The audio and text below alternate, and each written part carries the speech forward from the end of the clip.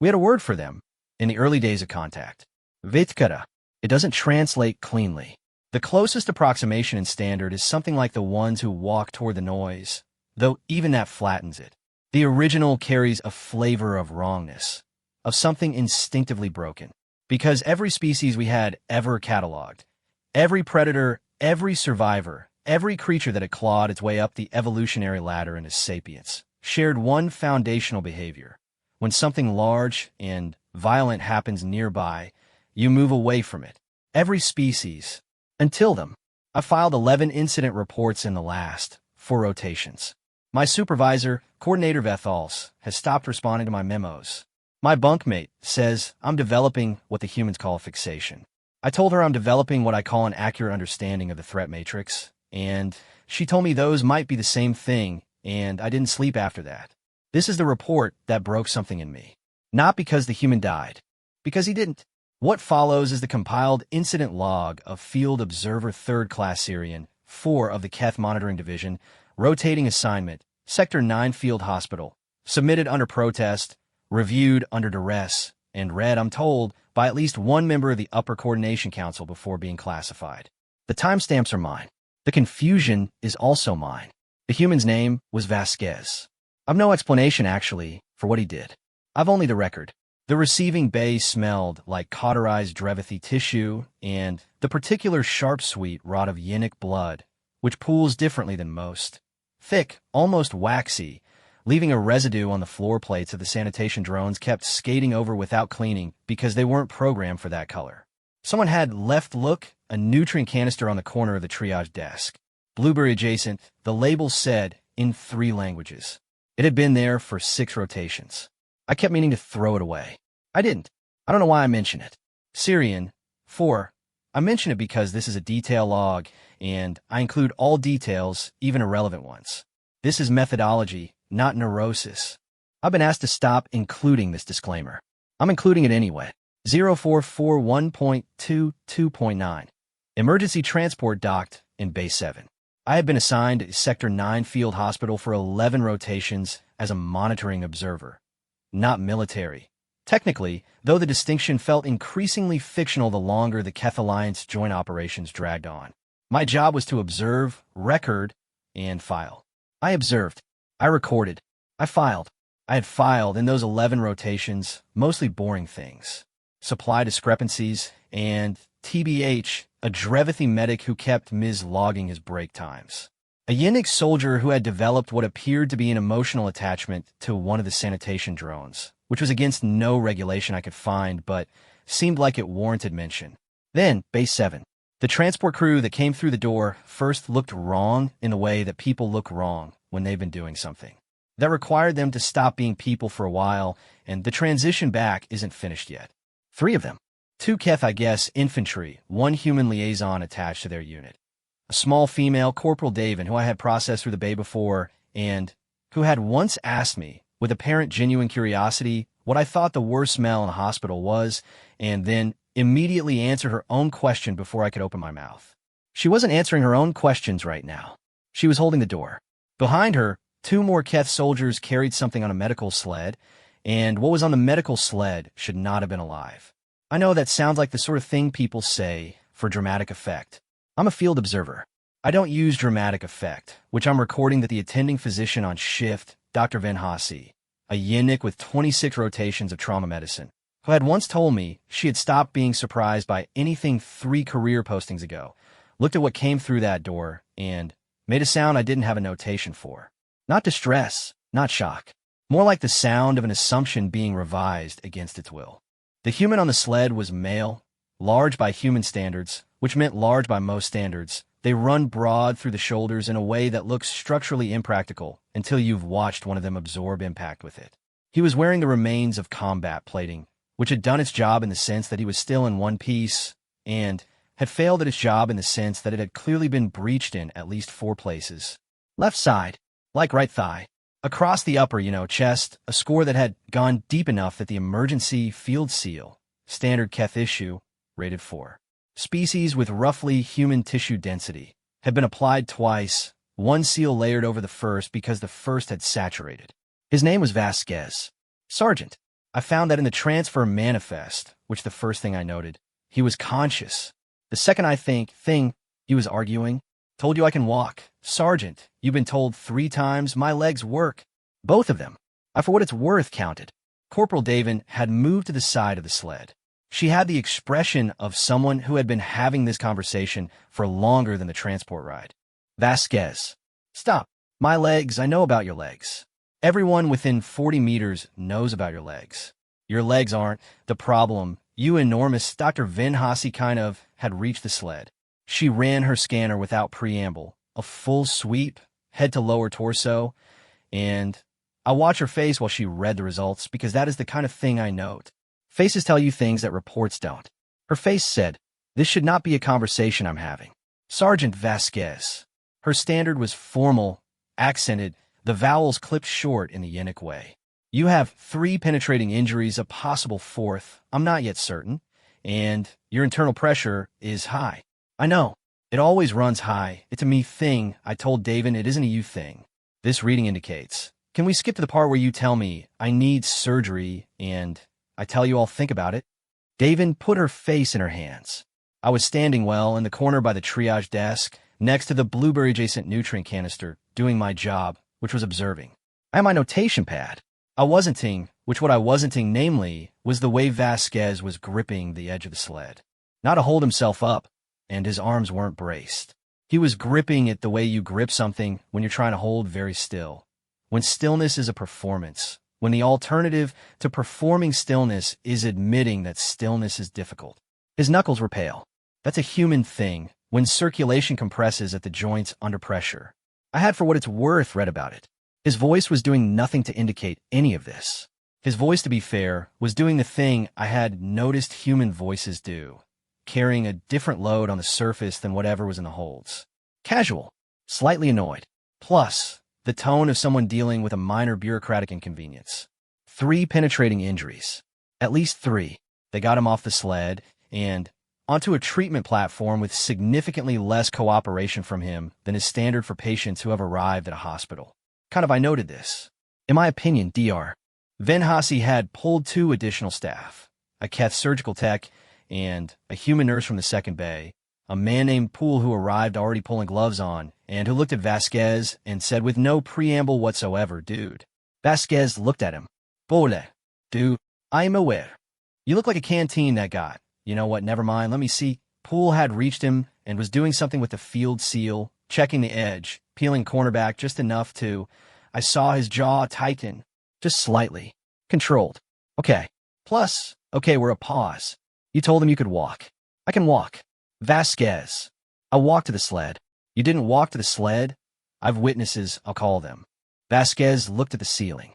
This was the moment, and I note this precisely because it is the moment I started understanding that something unusual was happening, where I realized that the argument wasn't about walking. The for what it's worth argument is best. I could reconstruct it in the moment, was about something smaller and more specific. It was about whether Vasquez was going to admit out loud, in words in front of witnesses, that he could not do the thing he was currently insisting he could do. He wasn't going to do that. I could see it, and Dr. Vinhasi could see it. Poole clearly already knew it. And time it took me to understand this, Vasquez had also, without any shift in, his expression, without any verbal signal, without any transition I could identify, simply stopped arguing and started cooperating. Not because he'd given up. I watched his face. He hadn't given up. He'd just decided, for reasons I could not extract from observable data, that the argument was over. That pretty much, he'd made his position clear. And the position being clear was apparently enough.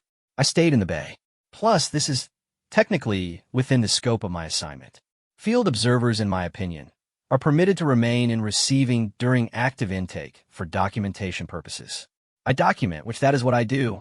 I stayed because I was unsettled, and noting things is what I do when I'm unsettled, and there are many things here to note. Basically, Vinhasi worked fast. The Keth surgical tech worked faster. The way they always do. Keth have 4 manipulator appendages, and the surgical application of that is what it sounds like. Poole worked in the spaces between them, quiet, efficient, occasionally saying something to Vasquez in low tones that I couldn't fully capture from my position, which frustrated me. What I could hear was Vasquez. Vasquez, intermittently, between the silences that meant they were working on the parts of him that required silence, kept talking. Not to anyone in particular, not seeking response, just talking, small things. A comment about the temperature of the bay. A question about whether the field hospital had gotten the water recycler fixed, because last time it had tasted like old piping, and Poole said it still tasted like old piping, and Vasquez said that tracked. At one point, Dr. Plus, Venhasi told him to stop moving. I'm not moving, Vasquez said. You are. Left side, stop. A pause. My left side isn't moving. Sergeant, I'm telling you, your left side, Dar, Venhasi said, very precisely, is moving because you're breathing, and your breathing isn't controlled, and you need to control it, so control it. Another pause. Longer. Then, look, the monitor's tracking his respiration. A secondary display I'd been peripherally watching, the kind of thing you watch when you're trying to understand a situation from available data. Smooth. Not much. Slightly. Kind of enough. He had, as far as I could determine, manually adjusted his own breathing in response to a surgical instruction. I noted this for what it's worth, which Corporal Davin was in the observer's alcove, which is where they put people who need to be nearby, but not in the way. She was kind of doing the thing humans do when they're waiting, and they don't want to look like they're waiting. She was doing something on a personal device, not looking at it, looking at the treatment platform. I'm technically allowed to interview witnesses in the course of documentation. How did it happen? I asked. Plus, she looked at me. She had the kind of eyes that carry information they don't intend to, and what her eyes were carrying right now was exhaustion stacked on top of something older and heavier. Ambush, she said. Ref, 5 Ridge, north approach. We had bad intel. The enemy had repositioned overnight. Vasquez's squad hit the forward edge of it. He was first in. He was trying to pull Garrett back. She said it flat. Not like it was remarkable. Garrett's new. He froze on the ridge, visible from 3 positions. Vasquez went back for him. I processed this. He was injured retrieving someone else. Yeah. And then he argued with the medical staff about whether he needed treatment. She looked at me with an expression I'd seen on humans before, but still could not fully classify. It sat somewhere, well, in the region of you've understood the words, but not the sentence. He didn't want Garrett to see him go down. The kid was right there on the transport. She paused. Vasquez was talking because Garrett was listening the whole time in Bay 7, which the whole ride. I looked at the treatment platform. Vasquez was looking at the ceiling again. His respiration had stabilized, and Garrett, I realized, had been triaged to Bay 3. Basically, minor injuries. Probably watching his own monitors. Probably able to hear if the bay partition was open. I checked. It was open. I noted this. I guess Dr. Venhasi called the 4th injury confirmed at 0445. Deeper than the others, spinal adjacent, she said, which in humans apparently carries a specific category of risk involving the dense nerve cluster they carry along their dorsal midline, like a structural flaw they never bothered to engineer out. She said in a tone that meant this is bad without saying this is bad. Vasquez said, okay, just that. Dr. Venhasi said, you will need to remain immobile for how long? Significant recovery. We are looking at how long. She told him. I watched his face during the silence that came after. There was something moving in it, something working like a calculation being done in a room with the door closed. His hands, both of them, were flat on the treatment platform surface now, kind of not gripping. Flat. Then, Garrett's going to be back on rotation before me. It wasn't a question. It wasn't even really addressed to anyone, which Dr. Venhasi said. Carefully, the corporal's injuries are minor, yes. Good, Vasquez said. That's good. He went quiet after that. Not the honestly performed quiet of earlier. Not the talking because someone is listening quiet. Basically, something different. The treatment continued. Pool worked. Plus, the Keth Tech worked. I stayed in my corner until 0501, well past the end of intake. My notation pad had more on it than I usually fill in a full rotation. The blueberry-adjacent canister was still on the desk when I left. I brought it back to my bunk with me. I don't know why I did that either. Well, I have a supervisor. Her name is Coordinator Vethals, and she's, over the course of my posting to Sector 9, sent me 17 messages in response to my filed reports. 14 of them said some variant of understood, filed, No further action required. Two of them asked me to consolidate my notation frequency. One of them, the most recent, received at 0558 this rotation, said, Syrian, 4, I've reviewed your intake log from 0441. Your observations aren't. Please ensure your documentation does not exceed the scope of a standard incident report. You're in you? No. Observer, not an analyst. I read this 3 times. Then, I guess I went back to Recovery Ward B. I'm an observer. I observe. Coordinator Vethals is correct that these are technically the same thing. She's incorrect in my assessment about the scope. Syrian, 4. I'm aware Thisentation will also be reviewed. I'm including it anyway. Recovery Ward B housed 11 patients on my 3rd visit. 6 Keth, 3 Yannick, 2 humans. The humans were in adjacent beds at the far end by design. Not segregation, the nurses had explained, but biology.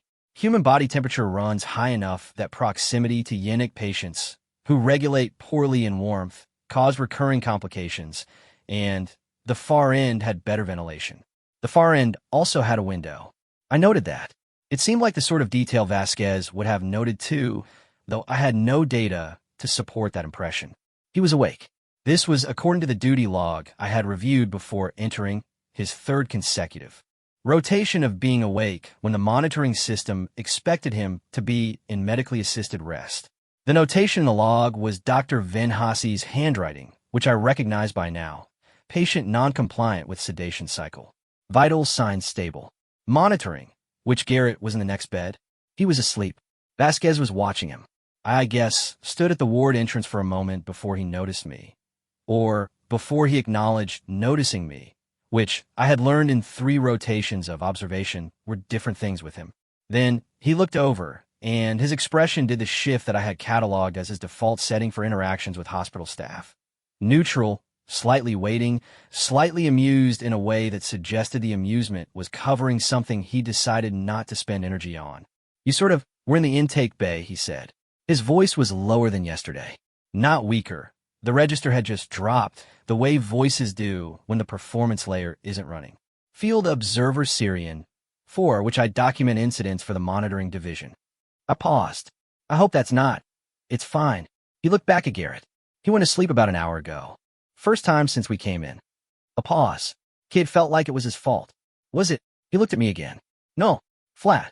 No editorializing, which just the answer. I should explain something about Yannick medical practice, because it is relevant, and because my reports are read by people who may not have cross-posted to joint species installations. And I say we because I'm Yannick adjacent by training, even if not by biology, we understand pain as a system output. Something to be measured, flagged, addressed, resolved. You assess the degree, you treat the source, you manage the signal. The patient's role in this process is essentially passive. They're the system outputting the signal. The medical staff are the operators interpreting it. This framework had not, in my professional experience, presented problems. Dr. Venhassi had told me, on the 2nd rotation after Vasquez's intake, that she had revised her pain index estimates for him 3 times. The first assessment had been based on injury severity. The second had been based on his reported indicators. The third had been based on the gap between the first 2, which was large enough that she had, in her words, gone back to check my equipment. Her equipment was fine. His reported indicators were wrong. Plus, not lying, she was careful about this distinction. He isn't misrepresenting. He is compressing. She had made a gesture I didn't have a note code for. There's a difference between I'm not in pain and I'm not performing pain. He is doing the second thing. Why? I had asked. She had looked at me with the expression of someone who has asked themselves the same question and found only partial answers. Best I can determine, because performing pain requires resources, and he's allocating those resources elsewhere. To what? She had glanced toward the ward. Garrett had been admitted the previous rotation. To whatever, honestly, he considers more important. Vasquez asked me that 3rd morning what I was writing. Observations, I said. Of what? Of the situation. He made a sound that was approximately a laugh, but quieter, like the concept of a laugh, not the performance of one. That's a wide aperture. I find it useful. He looked at the ceiling. He did basically that, looked at the ceiling when he was processing something, using it as a neutral surface, the visual equivalent of a clear frequency. What kind of things do you observe? I consider the question. Patterns that don't fit existing categories. A pause. And this fits that. It wasn't quite a question. You were critically injured, I said, and your primary demonstrable concern for the first several hours was whether someone in an adjacent room believed you were all right. He didn't say anything.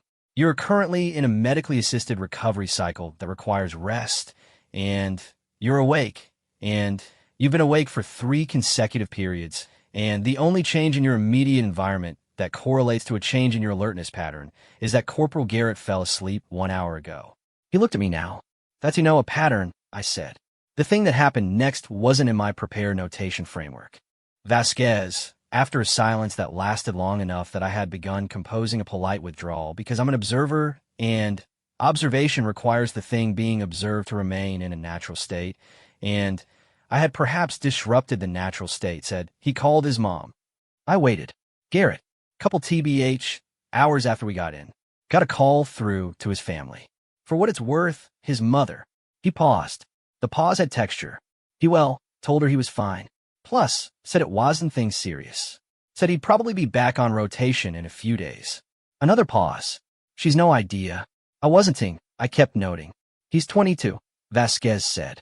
22, and he called his mother and told her he was fine because she worries, and he didn't want her to worry. He was looking at Garrett again, and in about 6 rotations, he's going to be back out on that ridge. And she's going to be at home thinking he's fine. And you? I asked. He looked at me. What about me?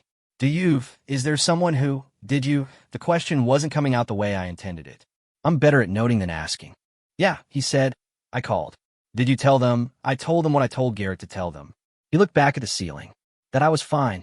Dr. Van Hasse pulled me aside in the corridor at 0607. She had the look she got when she was about to give me information I hadn't asked for, because she decided I needed it. He slept, she said. I know. He slept for 4 hours after Garrett fell asleep. She paused. 4 hours is the first consolidated rest since intake. Every previous rest period was under 90 minutes. He'd wake, monitor, return to rest. Like a cycle. She looked at the ward door. Like he was on watch. I thought about this. He was keeping watch. I think so, yes. Over Garrett. Over the ward. She corrected it without emphasis, which was its own kind of emphasis. I pulled the, movement logs, which he woke up 14 times in the first 2 rotation periods. 12 of them coincided with monitoring alerts from other patients. Nothing serious, all routine, but alerts. Look, his eyes would open. Plus, no movement. He'd wait for the nursing response. When the response came, he'd go back down. She looked at me. He was making sure someone was responding. He's a patient, I said. Yes.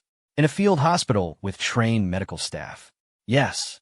And he spent 2 rotation periods monitoring the ward. She had the expression again, the one that meant I'd understood the words. The Keth have a term for soldiers who keep watch even when they're off rotation, when they can't turn it off. She paused. Sort of, I'm not Keth. I don't know, to be fair, if it translates. I knew the term. In Yannick it translates most closely as the ones who forgot they're allowed to put it down. I didn't say that out loud, and I noted it. The interaction, pretty much, that I've spent the most processing time on happened in the late morning after the medical rounds. Poole was on shift. He brought Vasquez a tray, solid food, which was apparently a recovery milestone, and made the face humans make when they're pleased but try not to show it, because showing it would require acknowledging that the situation merited concern, which apparently neither of them wanted to do. Look at you, Poole said. Eating like a person. I've been eating like a person the whole time. You've been eating nutrients slurry. That was a personal choice. Poole set down the tray. He looked at Vasquez the way Davin had looked at him in the alcove, that same carrying look. You're going to have to actually rest, I'm resting right now. You were awake at 0200. I woke up. You were awake at 0200. Vasquez picked up, I guess, something from the tray. I don't know, the food, a dense block of something protein adjacent, and bit into it without ceremony, like he chewed. He looked at the window. He's doing better, Vasquez said. Meaning Garrett. He ate this morning. Real food. Poole looked at him for a long moment. Then, yeah, he is. Good. Vasquez bit into the food again. That's good. Poole left the tray and went back to his rounds. When he passed my position near the door, he looked at me with the particular expression of someone who wants to say something but has decided not to, and his mouth did a small sideways movement. I noted the movement. I don't have a good category for it. I visited the ward one more time, late in the rotation. Garrett TBH was awake. He and Vasquez were playing something on a small device. A game that looked like projection-based with small animated figures that Garrett was manipulating badly, and Vasquez was critiquing with a specific kind of patience that looked a lot like what I had learned to call, for lack of a better category, teaching by pretending not to teach. You're doing it wrong. I'm doing it the way you showed me. I showed you the basics. What you're doing is a crime against the basics. This isn't encouraging. I'm not here to encourage you. I'm here to kind of watch you fail until you figure it out. Garrett looked at him. That's the worst coaching philosophy I've ever heard. Is it working? A pause. Garrett looked at the projection, actually adjusted something. The small figures moved in a way that was, apparently, correct. Vasquez made no comment, which I had already identified as his primary positive reinforcement signal. Garrett made a sound of satisfaction. There it is, Vasquez said, very quietly. They kept playing. I stood at the ward entrance and watched them for a long time before I left. I filed my report at 0701. Plus, for what it's worth, it was 46 pages. Coordinator Veth hasn't responded yet. I've been trying to find the right notation category for what I observed over these rotations.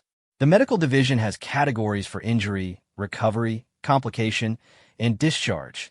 The monitoring division has categories for incident, anomaly, threat assessment, and cultural observation. None of them fit, because what I observed wasn't an incident.